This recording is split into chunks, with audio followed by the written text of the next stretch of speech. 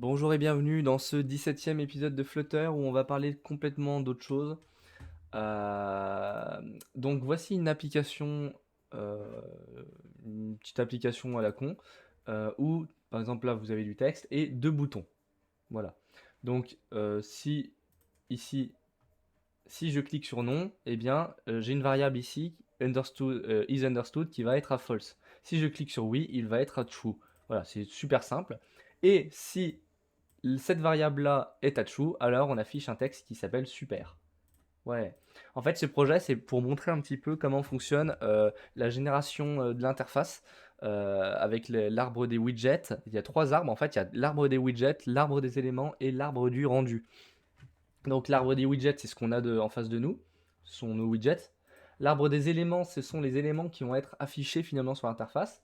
Par exemple, dans mon arbre des éléments, ici, je n'ai pas cet élément-là. Super, il n'y est pas. Parce que du coup, ma variable est à false. Si je clique sur oui, eh bien, il y aura cet élément dans mon arbre des éléments. Cette variable sera true. Et là, ce qu'on va voir, en fait, c'est que comme on utilise cette state, ça rafraîchit l'affichage et ça rebuild notre widget. Mais en fait, quand on rebuild notre widget, on n'a pas besoin de rebuild absolument tout ce qu'il y a à l'intérieur. Nous, ce qu'on veut, c'est juste afficher ici notre super. Il y a pas besoin de rebuild tout le reste.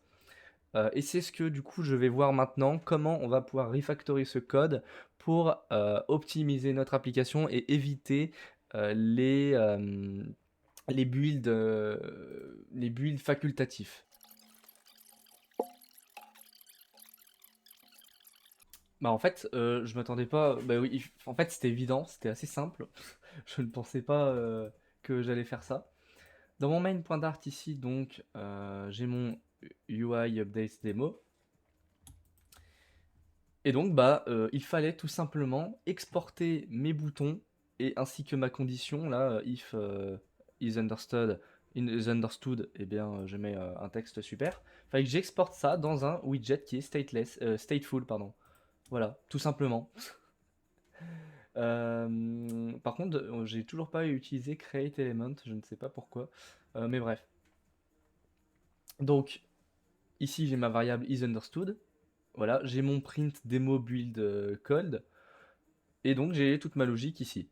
Et mon main, enfin mon UI update demo ici, eh bien en fait je le transforme en stateless, puisque bah, il ne bouge pas, tout ça ne bouge pas. Voilà. Et donc j'ai mon demo button ici qui lui est stateful à l'intérieur. Donc si j'actualise mon application, regardez, dans ma debug console, j'ai UI updates demo build code, puisqu'il a build mon application ici, et également demo buttons, puisque dedans à l'intérieur, eh bien voilà, j'ai aussi print euh, là-dedans, donc il a build. Et là, quand je clique sur un bouton, hop, bam, eh bien mon demo buttons est à nouveau appelé, mais pas mon UI update démo, parce que c'est un stateless et puis bah, il change jamais. Donc là, on a optimisé notre application pour que bah, ce soit uniquement nos boutons qui soient mis à jour, et ça, en fait, ça reste dans la mémoire et ça ne change pas. Bon, on va arrêter pour cet épisode parce que le prochain épisode va parler de quelque chose de très important et donc je pense dédier l'épisode entier là-dessus. Et bah à bientôt pour l'épisode 18, je crois.